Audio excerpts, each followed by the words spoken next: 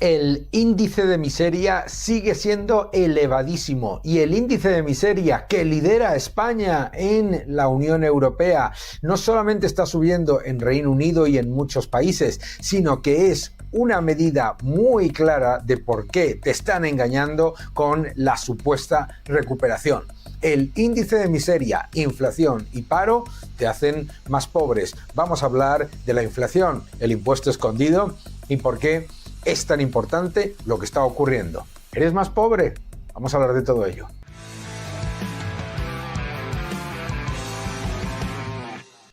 Hola a todos y bienvenidos a mi canal. Muchísimas gracias por suscribiros, gracias por dejar vuestros mensajes y gracias por darle un me gusta a este vídeo que es muy importante para nosotros. El nuevo orden económico mundial, no te lo pierdas, es el título de mi nuevo libro.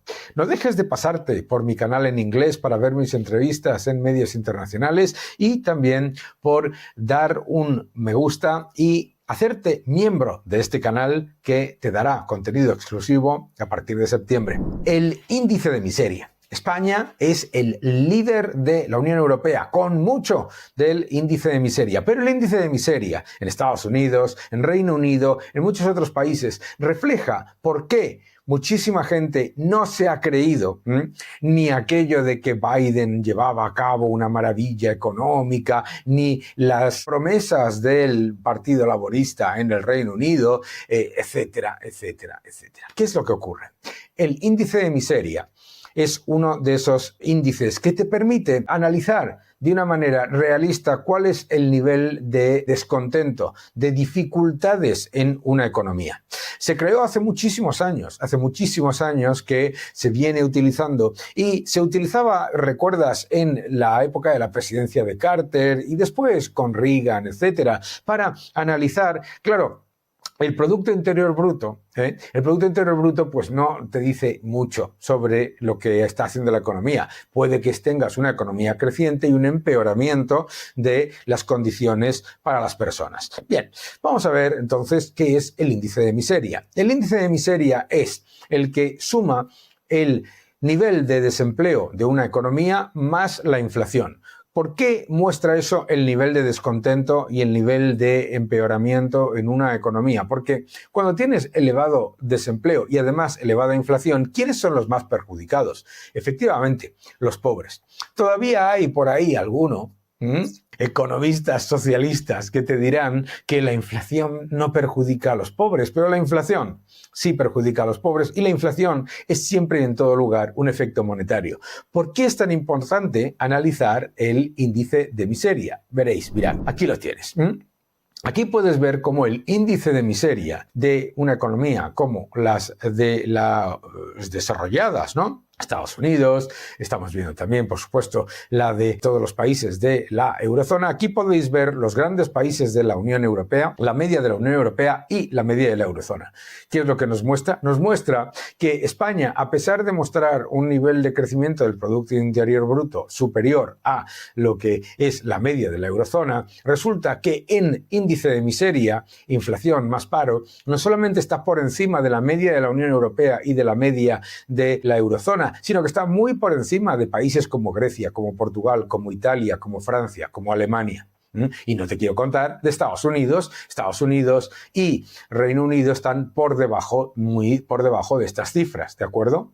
Esto es muy importante, este índice de miseria, para reflejar la realidad de una economía. ¿Cómo puede tener una economía un índice de miseria que no solamente no se está reduciendo, sino que lleva estancado y subiendo, aquí lo podéis ver, en los últimos meses, amigos míos, por el efecto del empeoramiento del poder adquisitivo de las personas con la inflación? Y la inflación es siempre y en todo lugar un efecto monetario. La inflación, mis queridos amigos, no es la subida de los precios. La inflación es la pérdida del poder adquisitivo de la moneda.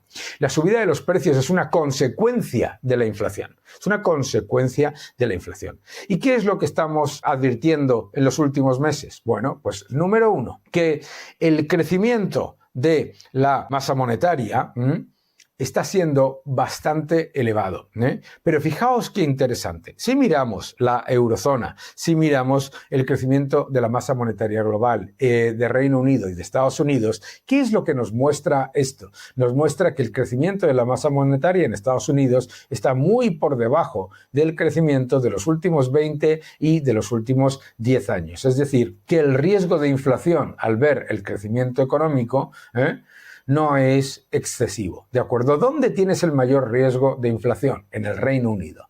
En el Reino Unido, ¿por qué? Porque el aumento de la masa monetaria está en línea con los últimos periodos, los últimos 10 y los últimos 20 años, y sin embargo el crecimiento económico es muy pobre y esto son estimaciones probablemente optimistas. En el caso de la eurozona, el crecimiento de la masa monetaria también nos indica que hay menos riesgo de inflación. Sin embargo, en el caso de la eurozona resulta que hay grandes divergencias, ¿no? ¿Por qué? Porque efectivamente la inflación en la eurozona se está controlando bastante bien. Sin embargo, países como es el caso de España, tienen más inflación que la de la eurozona. No solamente más inflación, sino que además la inflación acumulada es muy elevada. La inflación acumulada en los últimos 5 años es muy elevada y además de ser muy elevada, los salarios netos reales no están mejorando, sino que están empeorando. Es muy importante entender este efecto. ¿Por qué? Porque aquí puedes ver la correlación, como muestra el profesor Steve Hanke, entre lo que es el aumento de la masa monetaria y la inflación. Bien, y la inflación, como puedes ver aquí, medida por el IPC, resulta que la correlación entre aumento de la masa monetaria y el IPC resulta que es del 95, 98%, etcétera, ¿no? Muy importante esa correlación. Ahora, lo que te quiero explicar es por qué la inflación no es una casualidad. La inflación es una política, ¿de acuerdo? La inflación no es la subida de los precios, la inflación es la pérdida del poder adquisitivo de la moneda.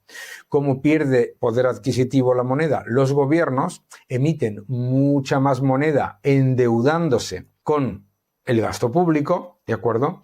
Esa cantidad de moneda que es deuda en el sistema fiduciario, lo que hace es perder poder adquisitivo y los ciudadanos se van empobreciendo. ¿Por qué el gobierno tiene como política la inflación? Muy sencillo. Si te promete cosas gratis y te las paga en una moneda que emite al endeudarse, ¿de acuerdo? ¿Qué es lo que pasa? Que en realidad lo estás pagando tú en mayor empobrecimiento futuro. ¿Por qué un país como un miembro de la eurozona puede estar generando mayor inflación a pesar de no tener moneda propia? Que no tenga moneda propia no significa que no genere inflación. ¿Por qué? Porque vía gasto público, vía endeudamiento, vía ese gigantesco aumento de la cantidad de unidades de moneda en el sistema que supone el aumento de gasto público, lo que está haciendo literalmente es elevar la masa monetaria, ¿de acuerdo? Eso no significa que la única manera de que un gobierno cree inflación es teniendo su propia moneda. Puede crear inflación con la moneda común, en el caso de la eurozona, o teniendo otra moneda. Es más, el gobierno, además, cuando no tiene moneda propia, ¿qué es lo que pasa? Que tiene un corsé, eso es cierto. Es decir, que los que dicen, hombre, un país como España no tiene moneda propia, por lo tanto el gobierno no crea inflación, se equivocan. Lo que no crea es tanta inflación como le gustaría. Imagina por un momento, cualquiera de los que nos veis desde Venezuela, México, Colombia, tantos países, o Argentina, buenos amigos, sabéis perfectamente que el gobierno promete cosas gratis y después te las paga en una moneda constantemente depreciada. En el caso de asumir una moneda única, lo que hace es tener menos capacidad de engañar al ciudadano vía monetaria. Es una realidad que se repite constantemente. Ese elemento también es importante tenerlo en cuenta en Estados Unidos. Fíjate en Estados Unidos. En Estados Unidos, esta es la relación entre el índice del IPC y la masa monetaria. Fíjate qué curioso. Bidenomics. Mira Bidenomics. Aumento brutal del gasto público, aumento brutal de la deuda, aumento brutal del peso del sector público en el sistema, gigantesco aumento de la masa monetaria. ¡Boom! Y la tendencia de inflación que en el periodo que se estaba rompiendo ligeramente, es decir, se estaba reduciendo en el periodo de los años anteriores, rápidamente se dispara, ¿de acuerdo? ¿Y qué es lo que está empezando a pasar ahora? Lo que está empezando a pasar ahora es que la tendencia de inflación se reduce. Claro, la inflación es una manera de disfrazar el empobrecimiento de los ciudadanos. Por eso es tan importante ponerla junto al desempleo. Ahora, si además con las cifras de desempleo se juega a maquillaje, es todavía peor. Por supuesto, cuando vemos estas cifras brutales, ¿no? Brutales, en las que un país como España lidera en índice de miseria la eurozona y la Unión Europea, por mucho superando a Grecia, no podemos olvidar que esto ¿incluye qué? Incluye los datos oficiales de inflación que vienen con un análisis más detallado de cuál ha sido el aumento del coste de la vida de los ciudadanos. Es más, viene también con los datos oficiales de desempleo, que también tienen alegría porque, por ejemplo, en el caso de España, se eliminan del dato de desempleo a aquellas personas que tienen un contrato de fijo discontinuo y no están trabajando, aunque cobren el desempleo, o los que tienen lo que se llaman empleos temporales en los que se les ha dejado de contratar, pero mantienen la relación contractual. Es decir, no están trabajando, pero mantienen relación contractual, lo que se llaman ERTE. Por lo tanto, resulta tanto que la inflación como el desempleo son superiores a lo que muestran las cifras oficiales. No me importa. Usando las cifras oficiales, también es evidente que la inflación es un impuesto.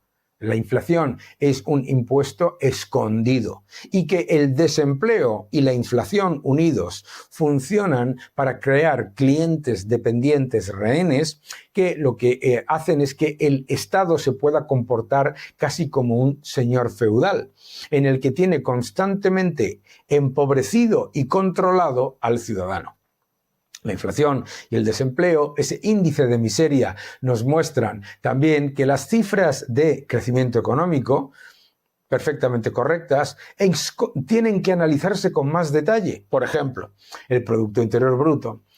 Si se aumenta con mucho mayor gasto público, si se aumenta con mayor inmigración, obviamente resulta luego que el Producto Interior Bruto per cápita es mucho menor, ¿de acuerdo? Y por lo tanto el Producto Interior Bruto per cápita no crece tanto. ¿Veis todos estos factores? ¿Por qué? Los gobiernos lo que intentan es que tú analices los datos siempre desde el punto de vista de su nota de prensa, pero lo que tienes que analizar son los datos con más, digamos, detalle. ¿Por qué? Porque lo que te encuentras normalmente, por supuesto, es que el Producto Interior Bruto es fácilmente dopable con más deuda, con más gasto público, con más nivel de inmigración y por lo tanto aparece un Producto Interior Bruto que aparentemente crece y tú no lo percibes. Además, si haces ese Producto Interior Bruto ajustado por poder adquisitivo de la moneda y ajustado por el aumento de impuestos, resulta que puedes tener un Producto Interior Bruto que crezca y a la vez una renta de los ciudadanos en la que los salarios netos reales, es decir, los salarios después de inflación y de impuestos, no solamente no han subido, sino que han bajado. Puedes tener un Producto Interior Bruto que crezca en el que el Producto Interior Bruto per cápita no esté creciendo. Puedes tener, por supuesto, un nivel de aparente crecimiento económico y sin embargo el índice de miseria sigue elevadísimo y es más, el paro efectivo, es decir, todas las personas que no están trabajando aunque tengan una relación contractual, resulta que no ha mejorado. Todo eso es muy importante. Todo eso es muy importante porque luego lo que pasa es que te dicen que no se entiende el descontento de la población, pero si la economía va como un cohete. Y claro, lo que tenemos que darnos cuenta son esos factores que comentábamos antes. Número 1, el índice de miseria nos refleja que el paro más la inflación están haciendo que la ciudadanía sea más pobre y esté en una situación más precaria a pesar de que, entre comillas, crezca el Producto Interior Bruto Bruto. Número 2. El aumento de la masa monetaria es el principal factor que hace que aumente la inflación, es decir, que pierda poder adquisitivo la moneda. En el caso de Estados Unidos y la eurozona se está reduciendo el aumento de la masa monetaria, pero no se está reduciendo la masa monetaria, es decir, se está reduciendo el aumento de la cantidad de dinero en el sistema.